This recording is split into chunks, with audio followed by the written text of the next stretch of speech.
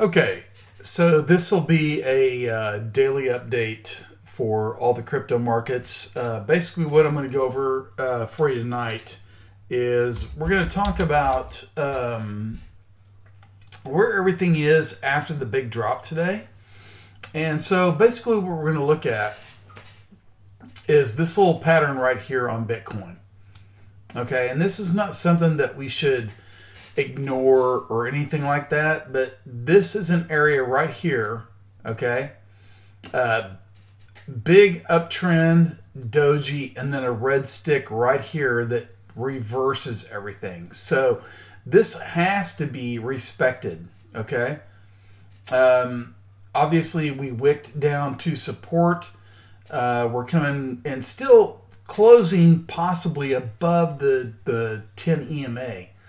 But I think this has a chance to go a little bit lower, probably right down into maybe the 8,300 area. So let's keep that in mind on Bitcoin. Obviously, we know if we break these old resistance areas, we're going higher up into 96 to 9,700. But right now, it looks like it's wanting to try to retrace a little bit. So let's keep an eye on that. Let's go to Ethereum. Same thing.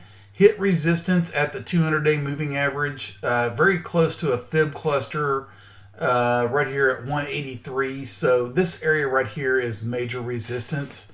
No sense to go over all that again. I think we're just retracing back to old resistance and new support levels. That's Ethereum. Let's go over to Litecoin. Litecoin, same thing. We kind of talked about this last night in last night's video. This red area right here is what you have to get past if you're a bull. You want to see it break that. But for now, it's hitting it and then retracing off of it. So let's see what happens and where it might find support. Possibly around 52. It's finding some support right here at 56. I would say 56 to 52, somewhere in that area is going to be your area to watch. Let's go over to some other ones. Let's look at BSV. So we were watching this one and thinking that this area right here, which was old resistance, should be new support. It did wick below it a little bit, but it's starting to bounce off that. The question is this really the true bottom? It hasn't quite tested the fib cluster down here at 213, so it's closing above the 10 EMA, which makes you think it's bullish. But let's see if the 20-day moving average right here is actually the real support. So just because it's bouncing here doesn't mean it can't come down to here. So let's see what's going to go on with BSV. It's not a bad one if you want to try to ladder into it. A very risky play for a lot of people. But let's see what happens. I'm still expecting possibly to come down and test 210, maybe even 225. But then again, this could be a possible bottom. One to watch. Okay, let's move on to DGB. And so DGB is just kind of in a bull flag pattern, really, when you look at it right here. Had a nice move to the upside, and it's just kind of doing this little up and down thing, which is a flag. That's a bull flag pattern. So is it going to be enough to get it past that resistance right there? Right? You still have plenty of resistance up here at 87 to 86 sats. Let's just watch that area. If it breaks that, then you've got room to move to the upside. That's DGB. XTZ did break below and wicked below the support zone, but it has not closed below it. So if I was to switch over to a let's call it a line chart, you can see it's holding that area very nicely so far. But that's one to watch. Okay. Switching back to candles. Holding the 10, the 20, and the 50. Still bullish, but you have to respect any kind of downside move here. Have to respect it. Let's go over and look at Link. Link hit the 78.6 retracement and is retracing right off of it. Not surprising, right? The 78.6 is a typical area to reverse from, okay?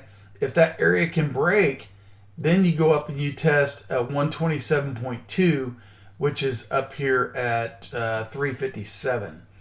But you want to see the bulls just kind of hold this little area right in here, maybe even down to 227.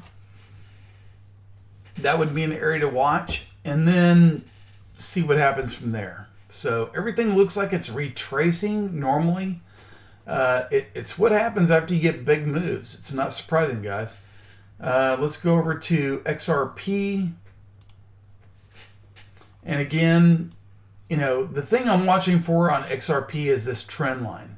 All right. Here's this trend line. The 10 and the 20 are, you know, hooking up and trying to act as support. So is XRP going to hold? I mean, it's trying to break below the 10 EMA. So next support would be at 22 cents. That's the area you want to watch. And if it can curl up a little bit, that's your area to watch for a potential move to the upside. All right, so that's XRP. Let's go over to ZRX. ZRX hit the fib cluster, retracing off of it. Now we're looking to downside supports. So first area is going to be where it's at now, basically 23 cents, upper 22 cents, and then down to either 21 or high 20 cent area. So let's watch that. Okay. Bulls would like to see it hold this 50% retracement, which is where the 10, the 20, or the 20 and the 50 are. So let's see what happens there. Okay. We're in retracement mode.